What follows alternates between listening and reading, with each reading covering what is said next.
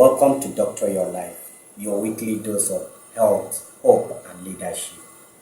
In today's episode, we'll be talking about a lot of critical things that have affected not just Nigeria, Africa, but worldwide, which is called antimicrobial resistance.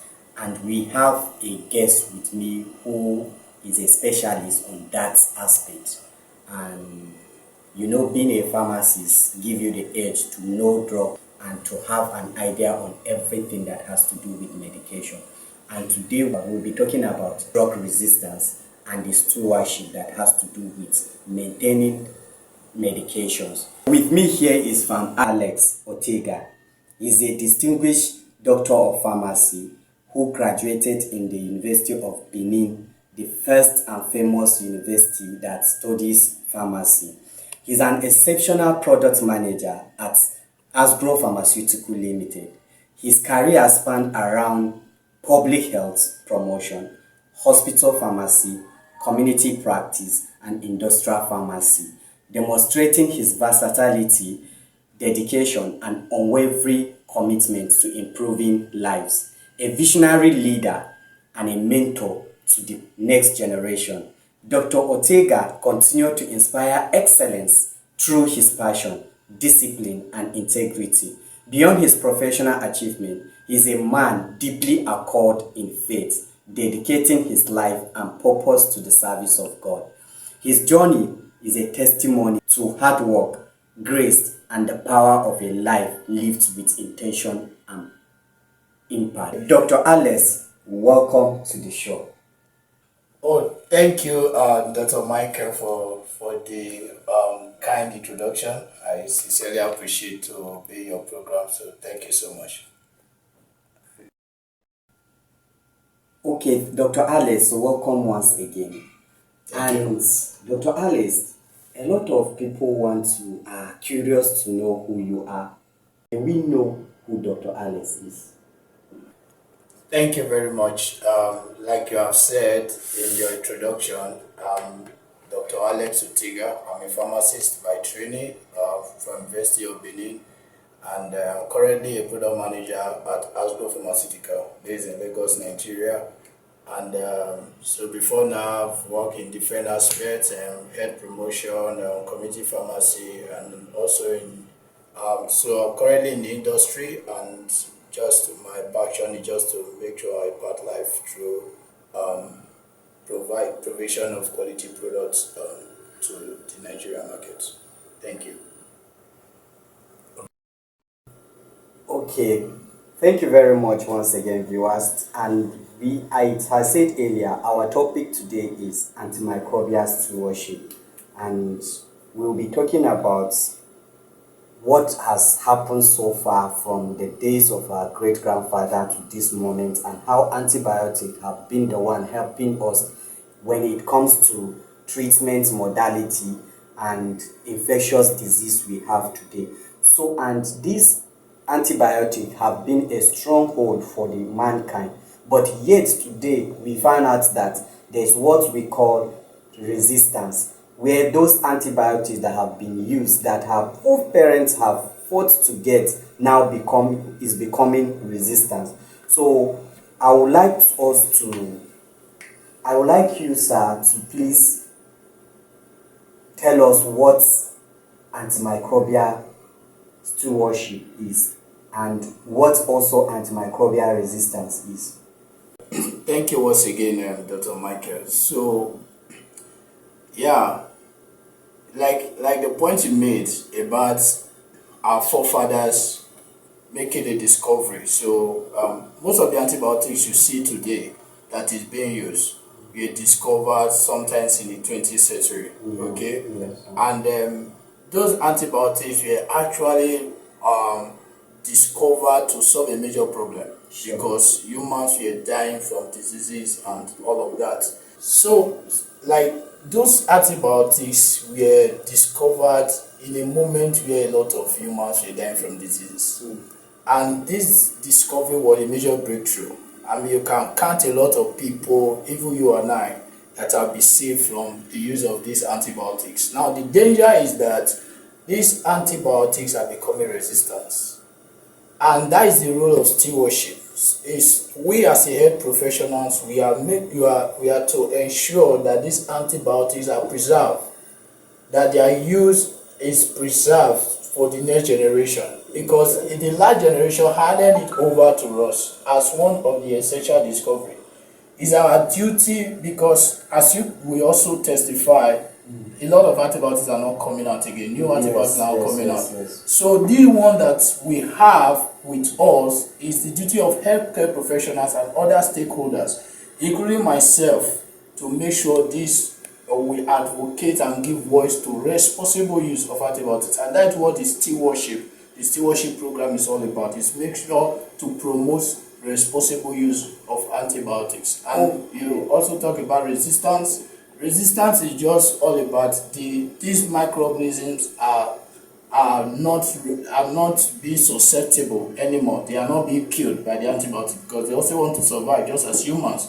They are devising a way not to be killed. Yes. Okay, thank you very much, Dr. Alex. I would also like to ask you, okay, who are responsible for this stewardship and who are responsible for this resistance? What is really happening? Why is there stewardship and why is there resistance? Okay, so like I was explaining, stewardship is like promoting responsible use of antibiotics, and is those government agencies, healthcare professionals have made it as a point of duty, because they now see the danger. If you look at the trajectory, like projecting into the future, if like drastic action are not taken to make sure some of these things are curtailed, some of these action are curtailed, we are actually in a dangerous trajectory. So stewardship is just an intervention to make sure those progression does not happen. All right. So we humans are responsible for stewardship. Healthcare professionals, organizations, they are responsible for stewardship. So so it means that all the marketers, those people in the market, those people selling this are not the one responsible for the stewardship, but the health professionals who have knowledge and idea. That is the pharmacies, the nurses, the doctors, the healthcare, every all-encompassing healthcare professional is a steward towards antimicrobial resistance in Nigeria. Okay, that's beautiful. So can you still give us light on the resistance and who are those that are actually abusing this drug and making it resistance? Okay, so when you want to trace the who is responsible, what I would like to call the drivers, who are the drivers of this antibiotics resistance effect. So like someone said that when the purpose of a thing is not known, and abuse is inevitable, right? So whenever you find something that is useful, there's always a potentiality for it to be abused. So what you see is that humans are responsible actually to resistance. Now there are two ways to it. We can say humans are responsible. In another way, even the organism also are responsible. Okay? But what happens is that humans are the one that is pulling the trigger, are loading the trigger that the organism feed on in terms of making that resistance to happen. Now, the organism will devise a way to be resistant because they don't want to die. They want to survive by all means. Now, when humans begin to use the antibiotics when it is not supposed to, or they are using it in a way that they are not following the prescription, the recommendation, what you are doing is that you are helping the organism to accomplish the goal, which is to survive at the end of the day. Because just like you don't want to die, the organism also don't want to die. So it's actually both ways. Humans and the organisms are very responsible. Okay, viewers, you can hear what is happening. We are in a hot seat now and you can understand the journey is not easy. Looking at the fact that even the microbes don't want to die. So they look for a way to adapt. And you as an individual is giving them that opportunity to adapt the way they want to. So we have to stop that and help ourselves so that instead of us dying, let the organism, the microbes die instead of us dying. So I would like to ask you, why is Nigeria considered as a risk high risk country for antimicrobial resistance? Okay, so yeah, there are various factors to it when you want to. So in terms of first of all, you also want to consider our population. Okay, when you compare our population, we are the most populated nation in Africa. Yes. So when you do that comparison, you're always going to see higher rates of incidents than other nations in Africa. So you tend to see that resistance on a higher level compared to other nations. Now the next thing is that the regulatory lapses. All right.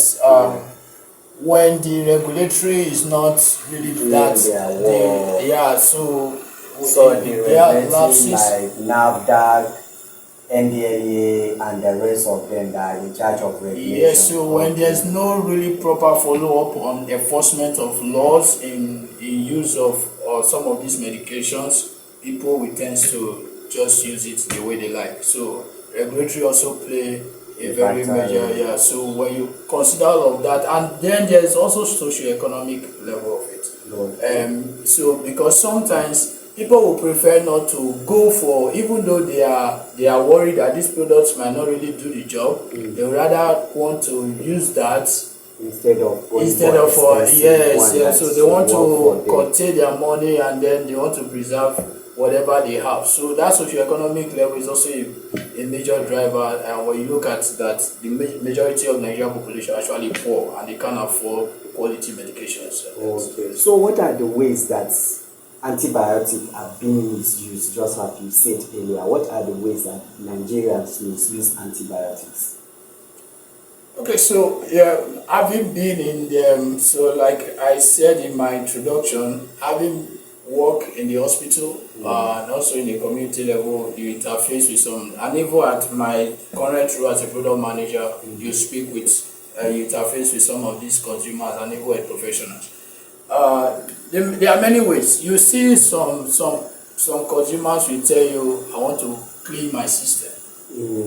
I want to clean my system, or one of this day I was talking to a colleague and was just attending to this patient, and this patient was insisting that it should give him just one capsule of ampiclos. Yes.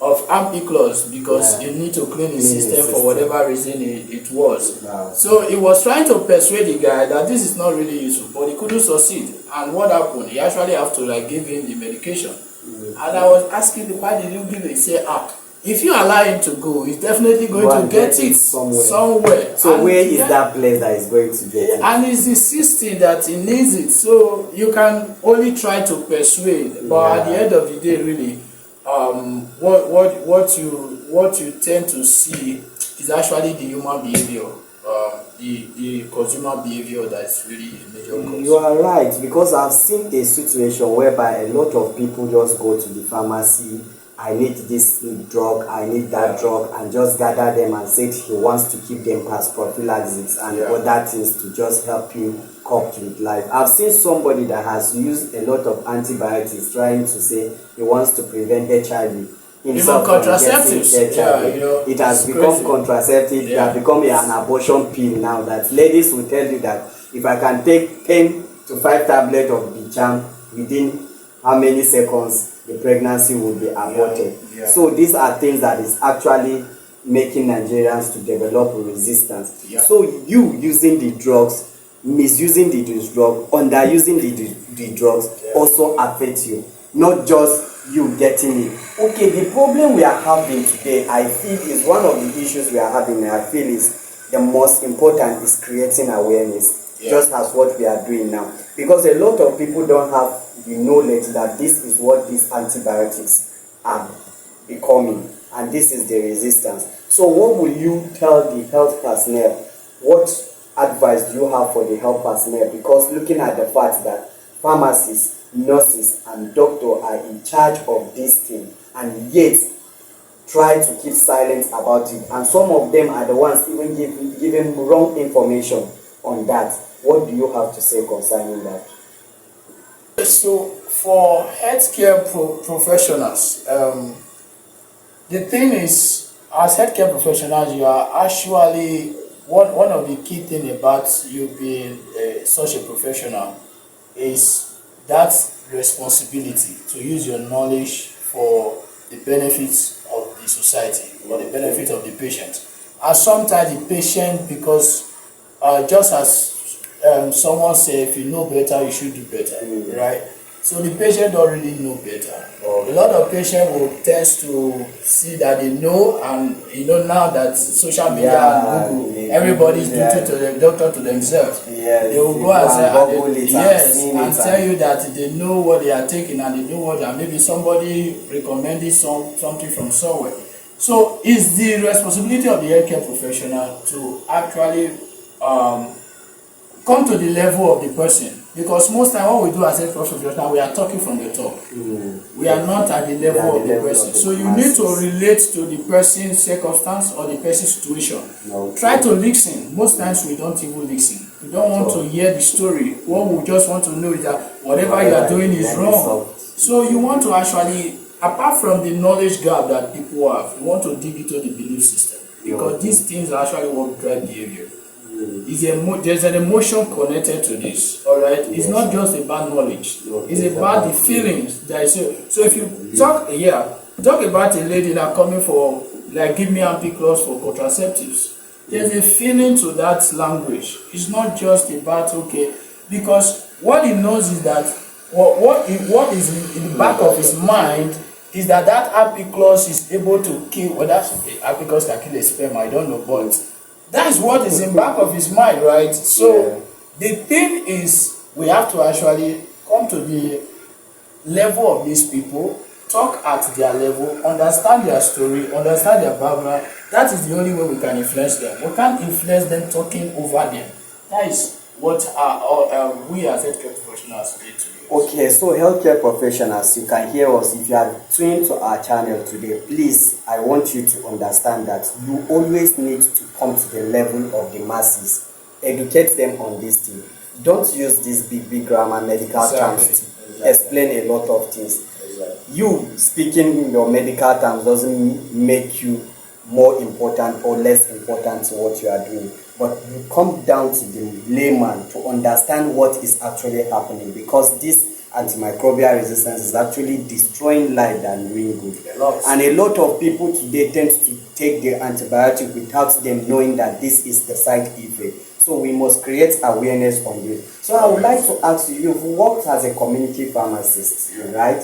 What are the rules of community pharmacy in trying to combat this issue, this antimicrobial? Looking at the fact that it is the masses that always come to you. They say the pharmacy is the front line. Correct. When it comes to patients here, because before they come to us in the hospital, they must have gone to the pharmacy, must have consulted the pharmacy and the rest. So what are pharmacies doing in regards to, or community pharmacies doing in regards to this? Do they just want to sell their medication, okay, and go, or do they create awareness on this issue? Yeah, so that's a very important question you ask. So the role of community pharmacists in this is very key, very, very key, because at that level, you're actually the closest healthcare professional to the patient, masses. Yes, to the masses, to families. You are the closest. Like you pointed out, before anyone will go to the hospital, you must have visited the pharmacy. Community pharmacy first. Yes. Okay, so it's a very key strategic stakeholder in this. So the community pharmacist must take this as a matter of urgency and importance. As a matter of urgency and importance, and that must be personal. You must have a personal mission to this. It's not just about. One of the key issues and the challenge is actually on the drive for money. Yes. But if you put mission and purpose, the money will surely come. Let people know you for what you stand for. Yes, that this is the right thing to do. Sure. And sometimes they might not get the product from you at that point. All right, but they will respect you for that, and you have won the heart of that person. That person will respect you. Another time he can come for another thing. So don't let the fear of losing a sales now allow you to do the right thing. and Yes. destroying masses. Exactly. And one thing I understand with this antimicrobial resistance is not like if I would take the drugs as a patient, if I would take the drugs, it will just be left there with me. The sperm species that bites me, that develop resistance from my body, is now transferred to another person that have never used the drugs entirely. So it's not like it should be a public health concern. Because you yourself that is abusing the drugs, you are not abusing it for yourself, but you are abusing it for others that are coming. Because at the end of it, that microbes will develop resistance to all the antibiotics that have been used. So the issue is, please, whenever you are taking a medication, don't consider yourself alone. Consider others, because the more you abuse them, the more you do harms to others. Thank you very much. So why is the daily antibiotic review important for hospitalization of patients? All right. Thank you for that. So, we just spoke about the pharmacy role, right? Yeah. Same thing applied to the hospital. In the hospital setting, there are framework that the hospital management must apply to ensure there is right use of antibiotics, and one of that is that review. That review process help, number one, to ensure that the antibiotics are being given the way it ought to. So when you are doing that review, you know that, okay, this patient will prescribe an antibiotics, high is the frequency, where the patient receiving the antibiotics as it should, okay? And then you are also able to track how is the patient responding, right? Because without that review, you just be bombarding someone with antibiotics without checking how the patient is responding to the treatment. So that daily review is a very paramount, is a very key way of which to address the issue of antibiotic resistance within the hospital setting. That is beautiful. So what, in nutshell, what we are trying to say is that the right drugs must be given to the right patient and the right dose at the right time, and at the frequency, the right frequency, to enable effective management of that condition and to stop this antimicrobial resistance. And make you understand that cultural and sensitivity tests are what indicate whether a drug is sensitive to that particular condition or is not, or is resistant to. So what culture and sensitivity test helps in doing that? Okay, so we've talked about pharmacy, right? Yes. So we've talked about hospital setting, which is majorly nurses and doctors. Yes. Now, cultural sensitivity, we are talking about the lab person, right? Yes. So the scientists also have a major role that is playing in this regard. Okay. So in this, that's why we need to prioritize tests and diagnosis.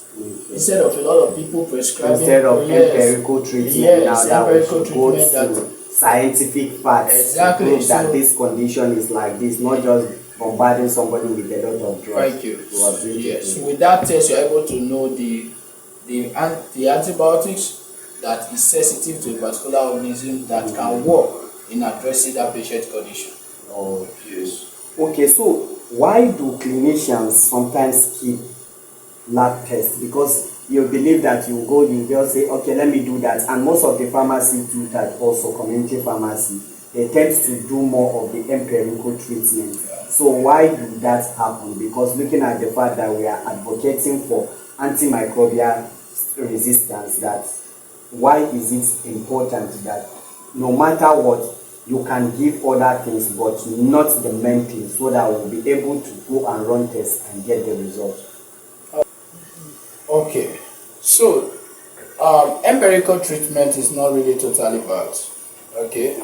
Yeah, because by experience, depending on the situation, let me just say, depending on the situation.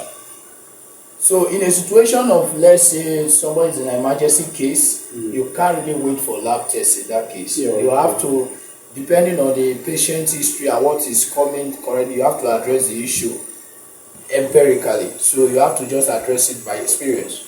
Now, but these things, a lot of people are taking it too far. They no longer even do the test as they ought to. So that is where it is going wrong. Okay, so but empirical treatment is not really bad, like the wrong thing. So because you have to start treatment before, you have to start reducing the symptoms, and exactly, so that you so will be you able can to go for the thank you. Yeah, so for that first one, you have addressed you have addressed that emergency level, then you can then do So test. totally, it's not like you doing an empirical treatment throughout the treatment. Exactly, yes. It should be that the empirical should be the starting point, then before the lab result comes, and then continue the other thing. Yes. Okay, that's beautiful. Though there's this issue that is usually of a concern to me, because a lot of people tend to feel, okay, I am down with malaria, I need antibiotic. I'm down with flu, I need antibiotic. I'm down with cold, I need antibiotic. What is your take on this? So, like people using asking for antibiotics for almost every case, like maybe you're having malaria or you're having flu or you want antibiotics.